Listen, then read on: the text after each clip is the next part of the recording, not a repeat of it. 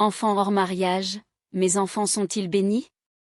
Pour la fondation d'une famille, Dieu a posé un cadre, un homme et une femme s'unissent par les liens du mariage avant de se connaître intimement et créer la vie par cette union. Pourtant, différents événements peuvent conduire à des naissances hors de ce cadre. Qu'il s'agisse du résultat d'un abus, du fruit d'une relation au cours d'une période où nous nous sommes éloignés de Dieu ou encore d'un enfant né avant que nous rencontrions Christ, sa parole ne change pas, les enfants sont un trésor, la récompense donnée par le Seigneur, Psaume 127 verset 3. Malgré des circonstances premières contraires à la parole, voyons comment le Créateur dans sa grande bienveillance promet un avenir plein d'espérance à ceux qui se confient en lui, et à tous ceux qui leur appartiennent. Les conséquences de la conception hors mariage. La famille est de loin l'institution la plus attaquée par Satan, et ce depuis le péché originel dans le jardin d'Éden. Pour la simple raison qu'à travers elle, il ne vise pas une seule mais de multiples vies, et ainsi le projet de Dieu sur plusieurs générations.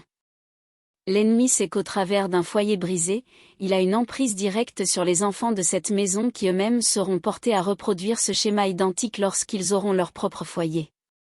S'ensuivent les problèmes que nous ne connaissons que trop bien, sentiment de rejet d'un enfant né d'un adultère, dépendance affective et perte de repères face à l'absence de figure paternelle-maternelle, rébellion.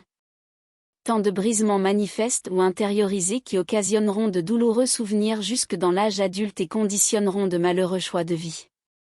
À l'inverse, certaines familles parviennent tant bien que mal à fonder un foyer équilibré même en dehors du cadre prévu initialement par Dieu, avec le moteur de l'amour humain, une puissance certes, mais qui ne parviendra jamais, à elle seule, à contrecarrer les dégâts occasionnés par le péché. Le fait est que la parole de Dieu ne parle jamais en vain. Dans ses commandements, il y a une protection et une bénédiction rattachées à la marche dans ses voies. Alors que la société actuelle prône le détachement des valeurs chrétiennes et tente de faire du mariage une institution dépassée, les séquelles laissées par des foyers brisés sont devenues un quotidien banalisé, si loin du plan parfait que Dieu a pour la famille. Pourtant, même dans ce triste décor, Dieu nous donne un espoir de restauration pour l'avenir qui passe par la repentance, effaçant ainsi toute dette. Pierre leur dit, « Repentez-vous, et que chacun de vous soit baptisé au nom de Jésus-Christ, pour le pardon de vos péchés, et vous recevrez le don du Saint-Esprit. Car la promesse de Dieu est pour vous, pour vos enfants, et pour tous ceux qui sont au loin, en aussi grand nombre que le Seigneur les appellera. » Et par beaucoup d'autres paroles, il les encourageait en disant, « Sauvez-vous de cette génération pervertie. » Acte 2. La postérité du juste est bénie. Le Seigneur ajoute, « Et moi, voici l'engagement que je prends envers cela, mon esprit est sur toi, et j'ai mis mes paroles dans ta bouche. Elles sont pour toi, pour tes enfants et pour les enfants de tes enfants, maintenant et pour toujours. Je ne te les retirerai jamais. C'est moi l'Éternel qui affirme cela. » Ésaïe 59 verset 21. Si le foyer de l'homme qui vit selon la parole de Dieu connaît lui aussi des difficultés et des tempêtes, une alliance est scellée. Par celle-ci, l'Éternel s'est lui-même engagé non seulement envers son serviteur mais aussi envers toute sa génération. C'est l'exemple du roi David et de son fils Salomon. Salomon a naturellement eu des choix personnels à prendre pour faire de Dieu, son Dieu, et non pas seulement celui de son père. Mais même avant ça, il fut dès sa conception au bénéfice d'une réelle onction et d'une protection qui l'ont entouré littéralement toute sa vie. Alors qu'à l'origine, il est issu d'un contexte désastreux après un adultère commis par ses parents, dont découlera un meurtre et un châtiment de mort tombé sur son frère, voir 2 Samuel 11 et 12. Pourtant, voici ce que déclara le Seigneur à David concernant Salomon, « Quand ta vie sera finie, je désignerai un de tes fils, je serai un père pour lui et il sera un fils pour moi. S'il fait le mal je le corrigerai comme un père corrige son fils. Mais je ne lui retirerai jamais ma faveur. » 2 Samuel 7 verset 12, 2 Samuel 14 verset 15. Ce à quoi David répondra, « Seigneur, je sais, moi et ma famille, nous ne méritons pas tout ce que tu nous as déjà donné. Mais pour toi, Seigneur mon Dieu, ce n'est pas encore assez. Tu fais aussi des promesses pour l'avenir de ma famille, oui c'est toi, Seigneur mon Dieu qui a fait cette promesse. Et par ta bénédiction, ma famille sera bénie pour toujours. » 2 Samuel 7 verset 18-19. Ainsi dans ce domaine comme tout autre, quelle grâce de voir que notre Père éternel fait toutes choses nouvelles dans nos vies.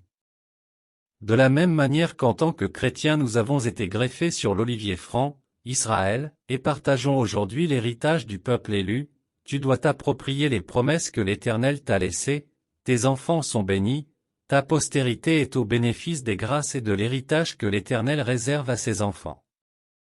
Ce sont ces vérités que tu dois proclamer peu importe ce que tu vois d'eux actuellement, peu importe encore ce que l'ennemi pourrait te suggérer. La condamnation rattachée au péché a été brisée et la promesse leur est destinée. C'est donc sans crainte que tu peux annoncer que toi et ta maison appartenaient au Seigneur, car indifféremment du cadre dans lequel ils ont été conçus, par son sang Jésus est venu effacer l'acte de condamnation et ouvrir la voie pour qu'un jour, comme toi, tes enfants puissent choisir eux-mêmes de donner leur vie à Dieu. Paul et Silas répondirent, « Crois au Seigneur Jésus, et tu seras sauvé, toi et ta famille. » Acte 16 verset 31. Celui qui craint l'Éternel possède une solide assurance, et il sera un refuge pour ses enfants. Proverbe 14 verset 26. Ce sont les merveilleuses promesses que Dieu laisse à chacun de ceux qui lui ont donné leur vie. La bénédiction, la protection et la provision divine qui reposent sur toi s'étendent jusque sur tes enfants et même après eux.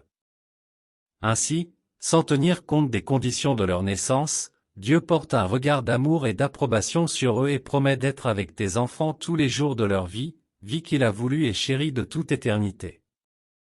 À toi qui es le fruit d'une union hors du cadre du mariage et qui porte en toi des souffrances liées à cela, sache que Dieu peut et veut réparer tout ce qui a été brisé en toi. Toute parole qui a pu être prononcée sur ta vie la dénigrant quant à ces circonstances, toute pensée ou tout ressenti qui voudrait te faire croire que tu dois porter le poids d'être une erreur de jeunesse, sache que ce n'est pas ce que Dieu dit de toi. Laisse-le te restaurer et te montrer ta véritable identité, tu es voulu, tu es choisi et ta vie valait la peine qu'il donne la sienne. Même si tous tes choix de vie en ont été impactés, sache qu'avec Dieu tu peux encore tout recommencer. Tu es infiniment aimé.